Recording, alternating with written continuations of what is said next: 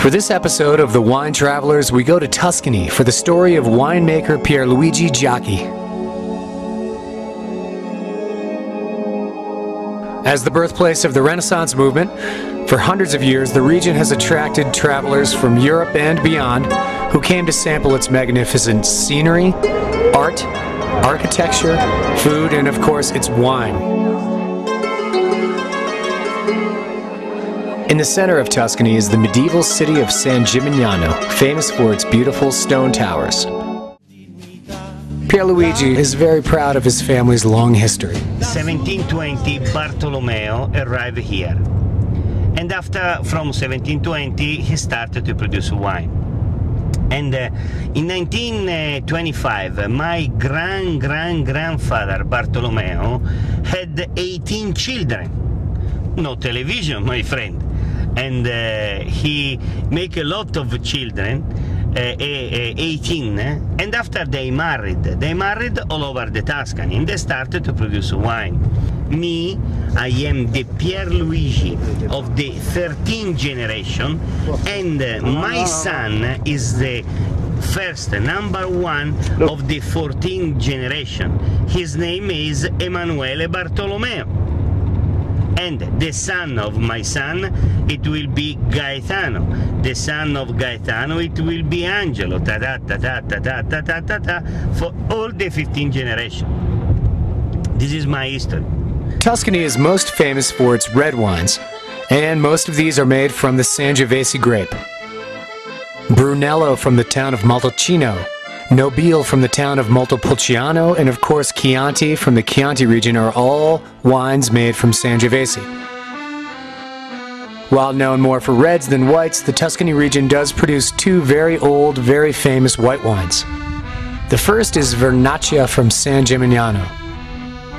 The other is the famous dessert wine Vinsanto, the wine of friendship and hospitality. The harvest has begun, but so has the rain. This can be a big problem for winemakers.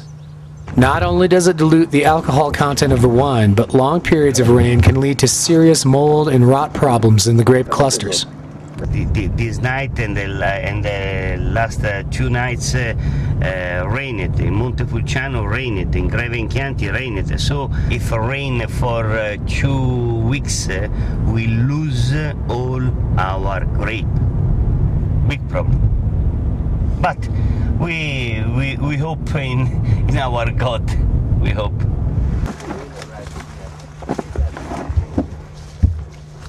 As it is everywhere else, soil is very important in the grape production in Tuscany.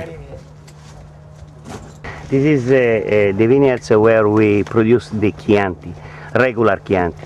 Regular Chianti is composed, as you know, by 80% Sangiovese, that is this kind of grape, and 5% of Trebbiano and 15% of Canaiolo.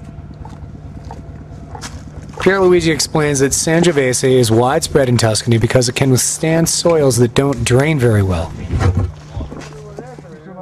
However, at the center of the Chianti region is an area where the soils are rocky and drain very well, producing a higher quality wine called Chianti Classico.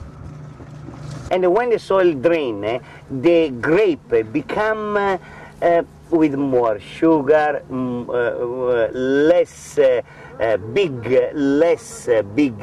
and the grape are better, has more acidity and less water, so more sugar. It's the soil that decides. Here we have a lot of water. Here don't drain very well. In Greve Chianti we have rocks, we have stone, and in that kinds of soil we have a lot of drain. This is the real secret of Tuscany production grapes. Gone are the days where grapes were crushed underfoot to make juice. These days, winemaking in Tuscany is big business. Large estates, organized labor, and modern winemaking techniques, for the most part, now dominate traditional methods.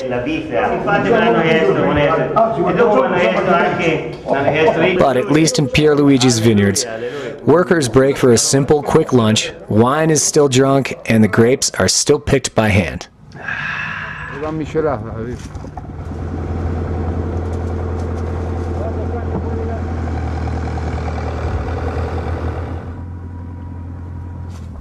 With the harvest sorted out, it was time to move on to our next adventure. We go to make a wine tasting. Buongiorno, buongiorno, buongiorno. A wine tasting with Pierluigi is unique. Buongiorno. Part wine class, part wine tasting, and part comedy routine. My friend, you are not the elephant. If you're smelling this way, okay. The important is to follow the right way when we taste. You learn many things in Pierluigi's wine class, such as how to swirl, how to sniff, and how to pair wine with food.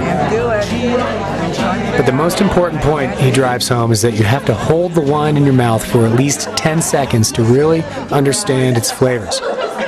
For some people this is not a problem, but for others it can be a bit more tricky.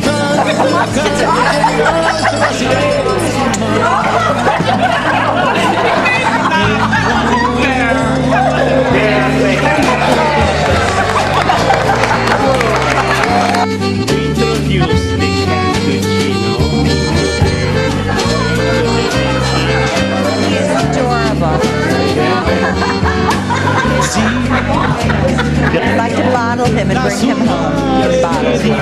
By the end of the tasting, after the whites, after the reds, the Vinsanto, and the Grappa, spirits are generally high.